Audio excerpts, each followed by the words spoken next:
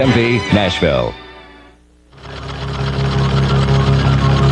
This is NBC Nightly News with Roger Mudd in Washington and Tom Brokaw in Jerusalem.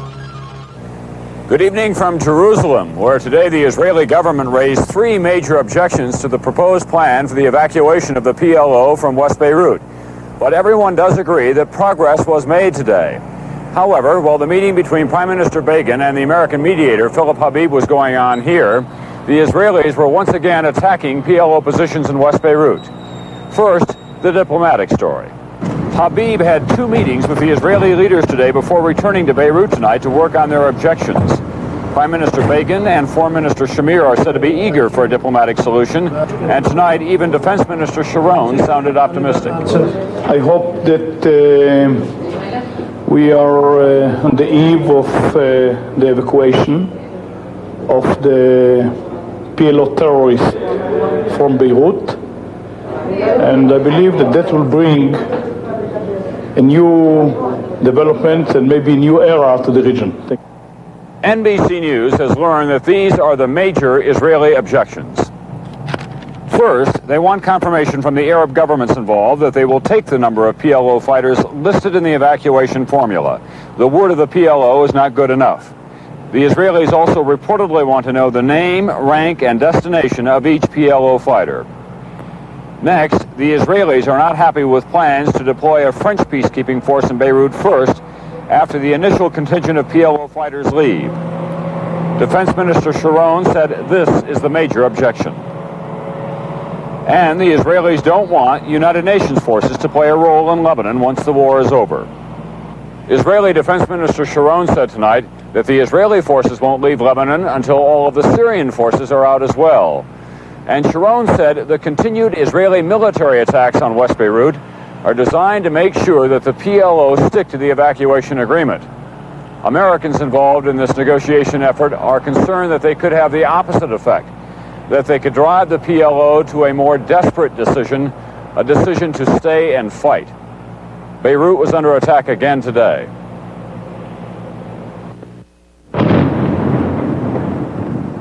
The Israelis moved up during the night under cover of artillery, tank, mortar, and machine gun fire. The Israeli troops didn't take a lot of ground, and the attacks seemed to be designed more to keep up pressure than to drive the Palestinians out. This morning, the heavy guns continued to pound the Palestinians near the racetrack, the new front line in the center of the city. Israel then unleashed its air power again. The fighter bombers concentrated on Palestinian positions in the south. One Israeli armored personnel carrier raced into a new position. In Juni, 8 miles to the north of Beirut, Nobel Peace Prize winner Mother Teresa landed, the First Lady of Peace, in a land which has very little of that commodity. Vic Aiken, NBC News, East Beirut.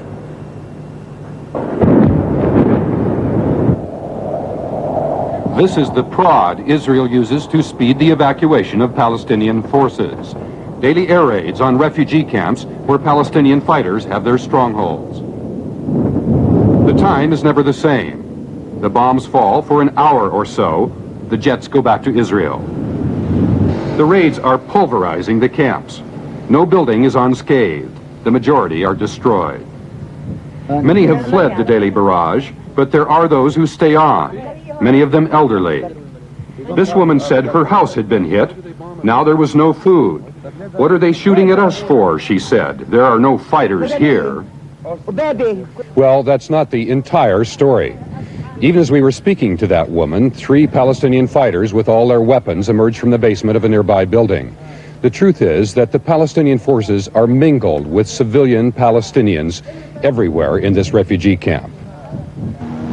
With the constant barrage from Israeli planes and artillery, every Beirut day has its moments of terror when incoming artillery or a sniper send everyone running for cover. For some, war is so familiar that they can't bother to hurry. Evacuation plan or not, there is no sign Israel will moderate its intense pressure on this city until Palestinian forces are gone. James Compton, NBC News, West Beirut. This complicated emotional situation has been complicated even more by the situation in France. Before this week, the Israeli government was opposed to the idea of a French peacekeeping force, and the murder of a half-dozen Jews in Paris only hardened attitudes here. There was more trouble in Paris today, and Steve Mallory has that story. An Iraqi consulate building was engulfed in flames when a bomb, hidden in a truck, exploded in the street. Paris firemen fought the blaze for an hour. 6 people were injured. 3 were children related to embassy personnel. Their injuries were minor. Eyewitnesses said a small truck parked in front of the consulate building near the Iraqi embassy late this afternoon. The truck exploded seconds after the driver got out and walked away. A caller claimed a dissident Iraqi group was responsible for the bombing attack. French police said they had never heard of the group before today. Earlier, a bomb exploded outside a commercial building in central Paris, where some Jewish businesses are located. When firemen fought to contain the fire at the Iraqi consulate site, French government and political leaders were attending a special memorial service at a Paris synagogue to honor those killed or wounded at a Jewish restaurant earlier this week during a shooting attack.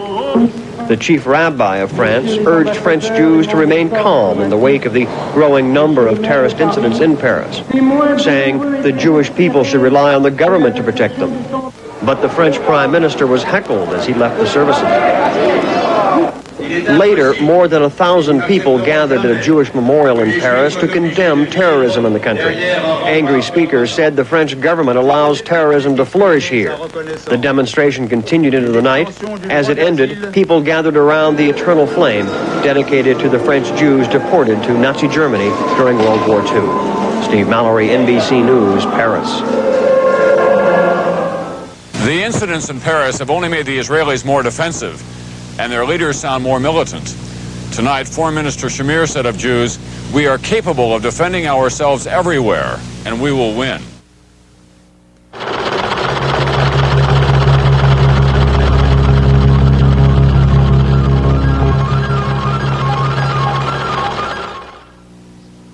This jar is in almost every country in the world, and what's in this jar has helped beautiful women all over the world stay beautiful. The cream in this jar is cold cream. The name on this jar is Pond's Cold Cream. And what's in this bottle is the island secret of softer, younger-looking hands. Pond's Cream and Cocoa Butter Lotion with natural cocoa butter. Pond's. It helps make the world more beautiful.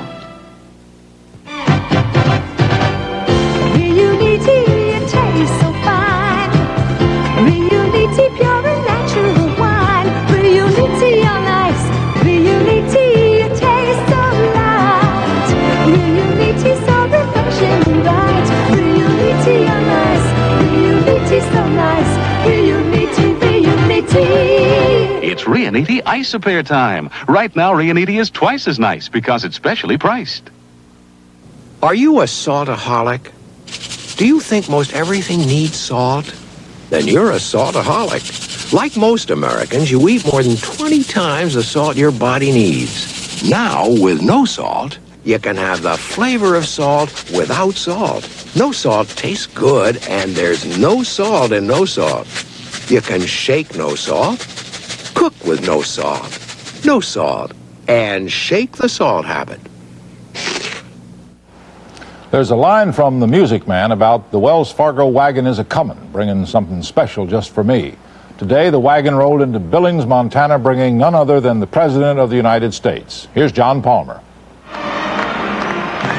It looked like a scene from Mr. Reagan's old TV Western series, Death Valley Days, as the president, riding on top of a stagecoach, arrived to help celebrate Billings' 100th birthday and to plug his tax increase.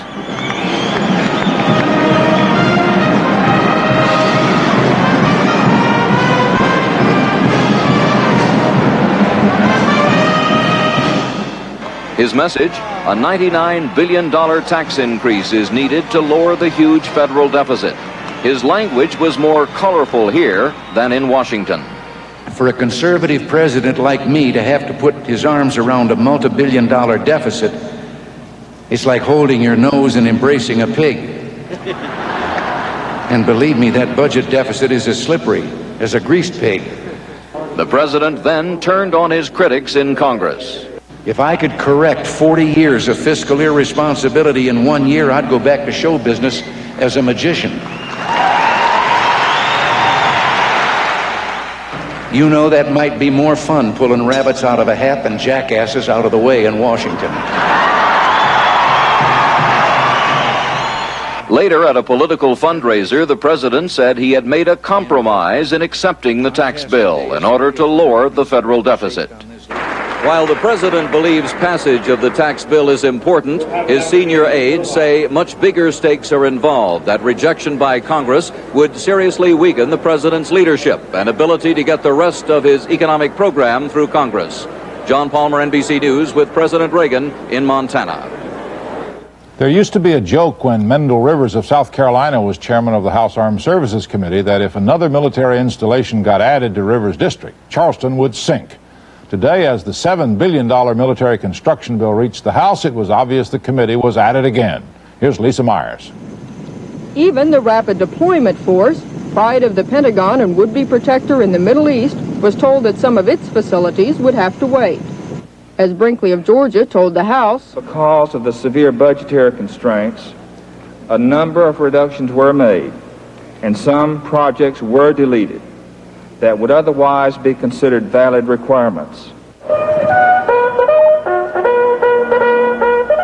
But the budget constraints that forced a retreat on some Pentagon priorities did not prevent members of the House Armed Services Committee from funding priorities of their own. Altogether, they added $300 million in projects the Pentagon didn't even ask for, more than two-thirds of it in their own districts. For example, Fort Benning, Georgia, represented by Jack Brinkley, receives $11 million, mostly for barracks. Also mostly for barracks, Fort Sam Houston, Texas, represented by Abraham Kazin, $22 million, and Aberdeen Proving Ground, Maryland, represented by Roy Dyson, $25 million. Philadelphia Naval Shipyard, represented by Thomas Follietta, $19 million, including a new engineering building. Such projects create jobs, of course, which is why even congressmen who persistently complain of bloated defense budgets, such as House Speaker Thomas O'Neill, are anxious to get in on the act. O'Neill is pushing to add another $5 million to the bill so that this armory in his district can be replaced with a new one. By congressional standards, $300 million may not seem like much, but that's about how much Congress hopes to save by eliminating emergency aid for the destitute and reducing spending for cancer research, food programs for infants and pregnant women, and welfare payments to the elderly poor, the blind, and the disabled.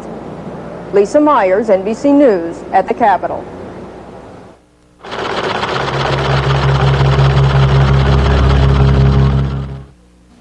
Who needs Dr. Scholl's air pillow insoles? You do if you work with your feet. I walk all day long. Without Dr. Scholl's air pillow insoles, I quit. I hardly take a step, but I couldn't do this without my air pillow insoles. Thin enough to slip comfortably into your shoes. And heavenly soft to cushion every step all day long. Who needs Dr. Scholl's air pillow insoles? Just about anybody who hasn't got them.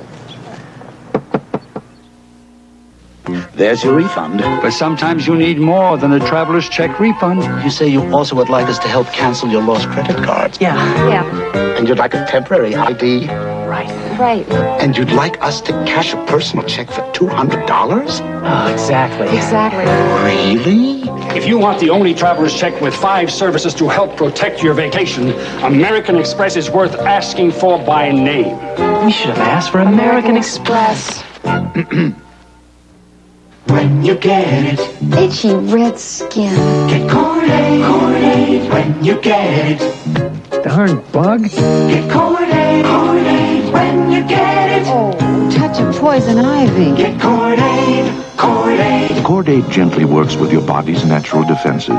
It's all you need for the relief of dermatitis and other minor itches and rashes. When you get it, itchy eczema. Get Cordaid.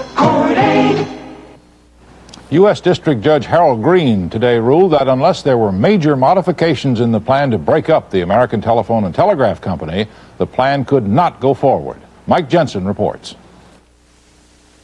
When the government settled its 8-year antitrust suit against AT&T last January, the terms were considered by many to be very favorable to the telephone company. But today in Washington, federal judge Harold Green, who must approve the settlement, proposed taking some of the goodies away from Ma Bell and giving them to the 22 local operating companies, which are being split off. He wants the local companies to be permitted to produce and sell the Yellow Pages. They earn about $2 billion a year in profits. And he wants the local companies to be permitted to sell telephones and switchboards. AT&T would be deprived by Judge Green of the right to get into electronic publishing right away. That was permitted in the original agreement. AT&T and the Justice Department have 15 days to respond. They're both studying the proposal. Wall Street analyst James McCabe doesn't think Judge Green's proposals will hold up the deal.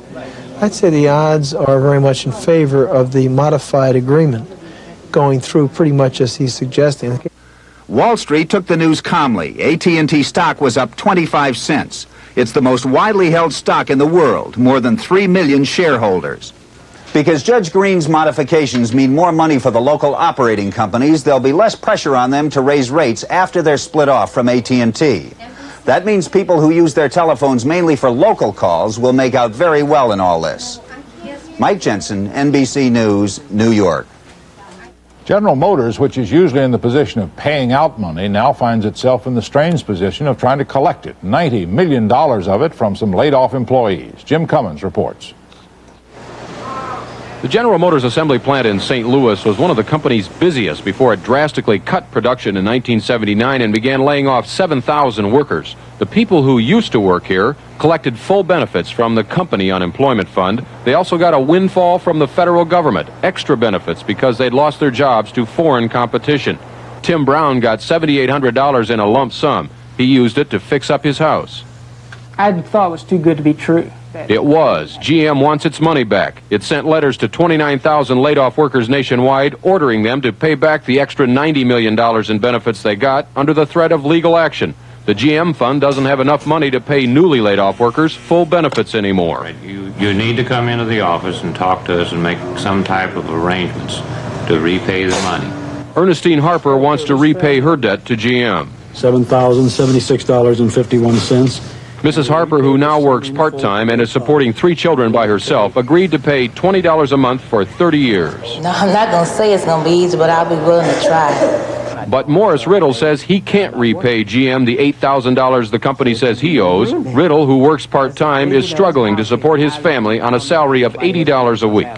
You know, they can do all the collection action they want, but I don't have no $8,000, to give back. Riddle and many other long-term unemployed GM workers have told the company they will only replenish the fund to help the newly laid-off workers when they get their old jobs back. Jim Cummins, NBC News, St. Louis.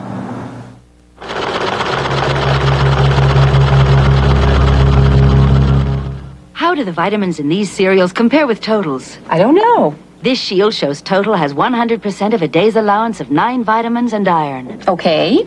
Put Total Shield on your cereal to compare vitamins. I eat grape nuts.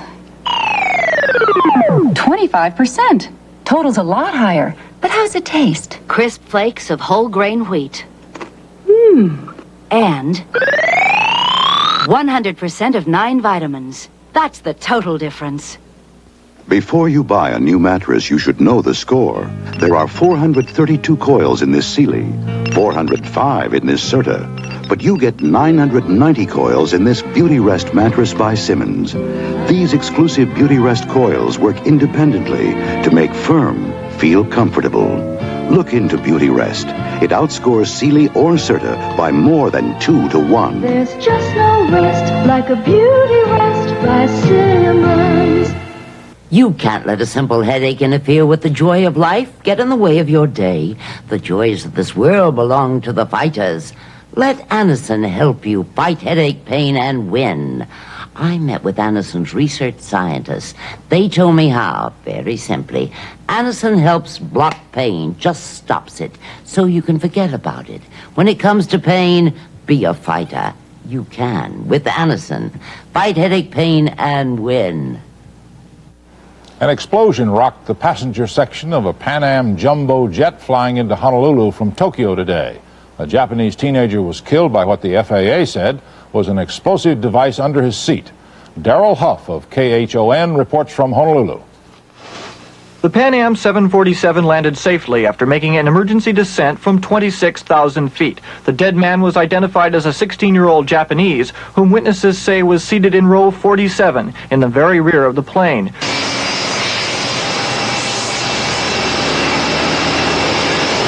The injured, all Japanese, were taken to a Honolulu hospital where they were described as not serious.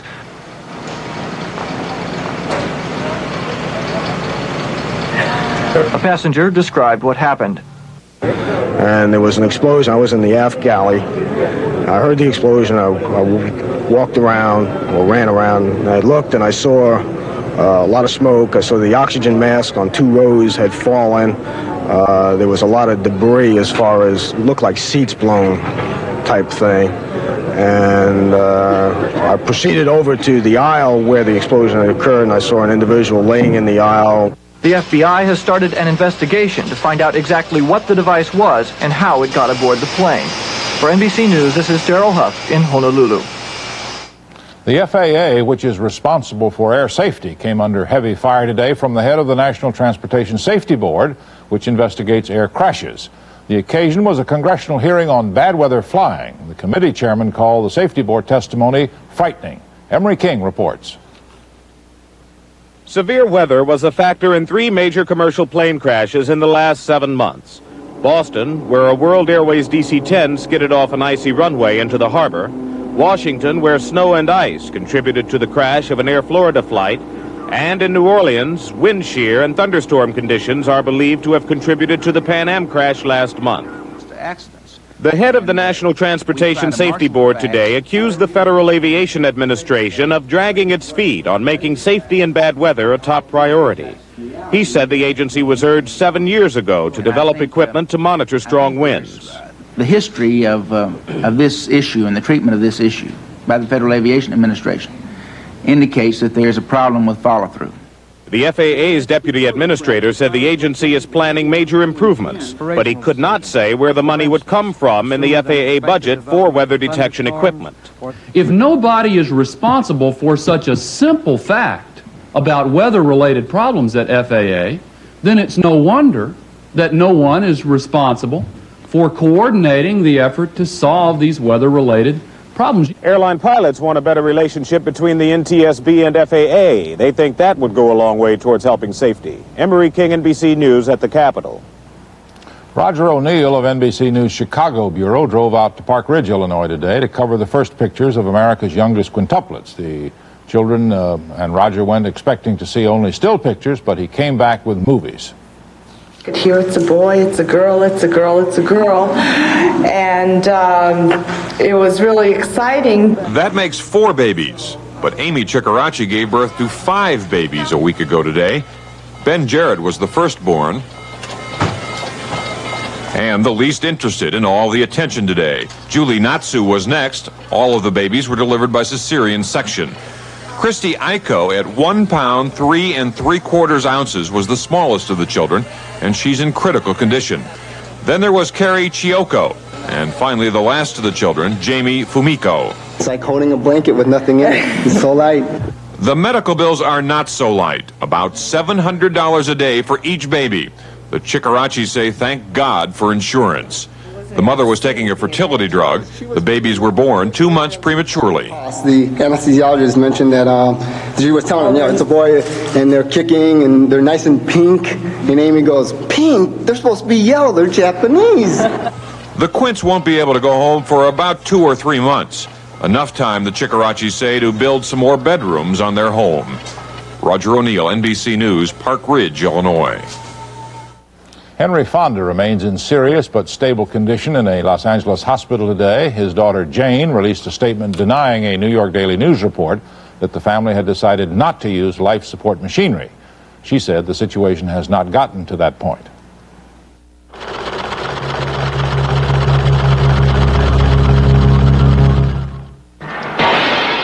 A 9-year-old car jumped.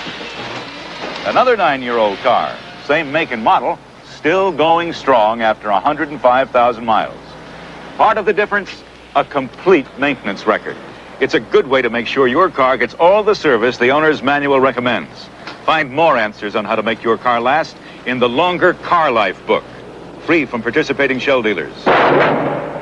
Come to Shell for answers. Open a bottle of Masson Light, and you'll find one thing missing: the calories.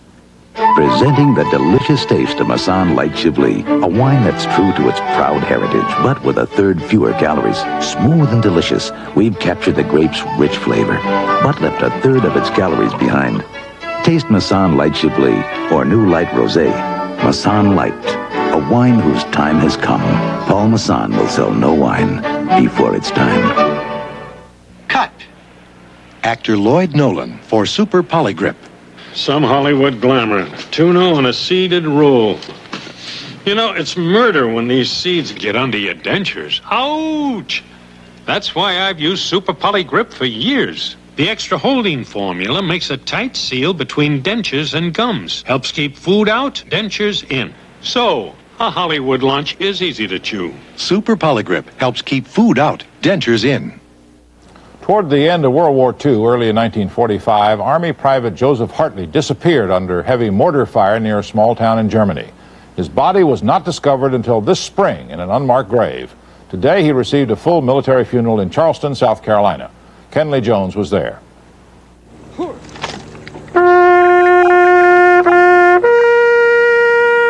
Private Joseph Hartley was buried in his native soil today, 37 years after he was killed in action during World War II. His remains were just recently uncovered on a farm in West Germany. They were identified by Army medical experts. He was 19 when he died. After he was reported missing in 1945, his parents, Clevie and Ella Hartley, had hoped he had been captured or wounded instead of killed. He had been wounded once before and awarded the Purple Heart. Kept up that hope. Felt like maybe he was wounded somewhere and needed me and couldn't get me. The last time he wrote you a letter, what did he say? The last letter he wrote me, he said, "Mom, if anything happens to me, you know I went down for my country."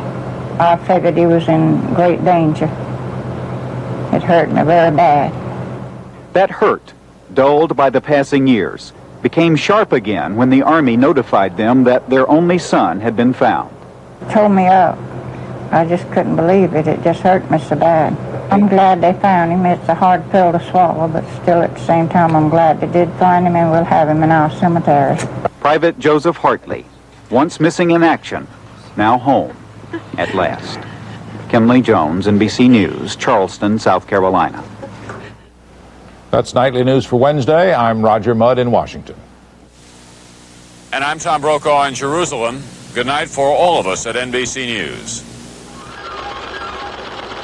Tomorrow morning on Today, live from Tel Aviv, Israeli Defense Minister Ariel Sharon on what's next in the Mideast.